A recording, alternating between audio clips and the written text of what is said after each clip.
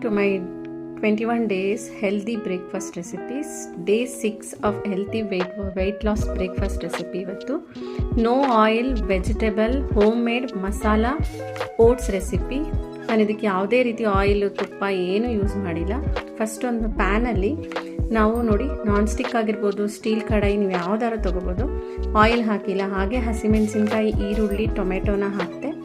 ಅದು ಟೊಮೆಟೊ ಸ್ವಲ್ಪ ಸಾಫ್ಟ್ ಆಗೋ ತನಕ ಅದನ್ನು ಬಾಡಿಸ್ತಾ ಇದ್ದೀವಿ. ಸ್ವಲ್ಪ ಜೀರಿಗೆನೂ ಕೂಡ ಹಾಕಿದ್ದೆ. ಇದಕ್ಕೆ ಸ್ವಲ್ಪ ಅರಿಶಿನ ಪುಡಿ, ಸ್ವಲ್ಪ ಉಪ್ಪು ಹಾಕೋದ್ರಿಂದ ಏನು ಅಂದರೆ ಟೊಮೆಟೊ ಮತ್ತು ಈರುಳ್ಳಿ ಬೇಗ ಸಾಫ್ಟ್ ಆಗುತ್ತೆ. ನೋಡಿ ಎಷ್ಟೊಂದು ಕಲರ್ಫುಲ್ ವೆಜಿಟೇಬಲ್ಸ್ನ ತೊಗೊಂಡಿದ್ದೀನಿ. ನಾವು ಜಾಸ್ತಿ ಕ್ವಾಂಟಿಟಿಲಿ ವೆಜಿಟೇಬಲ್ಸ್ ತೊಗೋಬೇಕು, ಆವಾಗ ನಮಗೆ ವೆಯ್ಟ್ ಲಾಸ್ಗೆ ತುಂಬ ಹೆಲ್ಪ್ ಆಗುತ್ತೆ. ಕ್ಯಾರೆಟು ಮತ್ತು ಹಸಿರು ಬಟಾಣಿ, ಬೀನ್ಸು, ಬ್ರಾಕಲಿ, ಕಾರ್ನ್ಸ್, ನಿಮ್ಮ ಹತ್ರ ಮಶ್ರೂಮ್ಸ್ ಇದ್ದರೆ ಮಶ್ರೂಮ್ನ ಹಾಕ್ಬೋದು, ಪನ್ನೀರ ಹಾಕ್ಬೋದು. ಯಾವುದೇ ಎಣ್ಣೆ ಇಲ್ಲ ಅಂದರೆ ನೋಡಿ ಎಷ್ಟು ತರಕಾರಿ ಎಷ್ಟು ಚೆನ್ನಾಗಿ ಫ್ರೈ ಆಗ್ತಾ ಇದೆ ಅಂತ ಅನ್ಸುತ್ತಲ್ವ. ನಮ್ಗೆ ಇದಕ್ಕೇನು ಆಯಿಲ್ ಅವಶ್ಯಕತೆ ನಿಜವಾಗ್ಲೂ ಇಲ್ಲ. ಅಷ್ಟೇ ಟೇಸ್ಟಿಯಾಗಿರುತ್ತೆ ಮತ್ತು ಹೆಲ್ದಿಯಾಗಿ ಕಲರ್ಫುಲ್ ಆಗಿರುತ್ತೆ, ರಿಚ್ ಇನ್ ಆ್ಯಂಟಿ ಆಕ್ಸಿಡೆಂಟ್. ಹಾಗೆ ಇದಕ್ಕೆ 1 ಸ್ಪೂನಷ್ಟು ಖಾರದ ಪುಡಿ, ಅರ್ಧ ಸ್ಪೂನ್ ಧನಿಯಾ ಪೌಡರು, ಅರ್ಧ ಸ್ಪೂನಷ್ಟು ಪಾವ್ ಭಾಜಿ ಮಸಾಲ ಹಾಕಿದ್ದೀನಿ.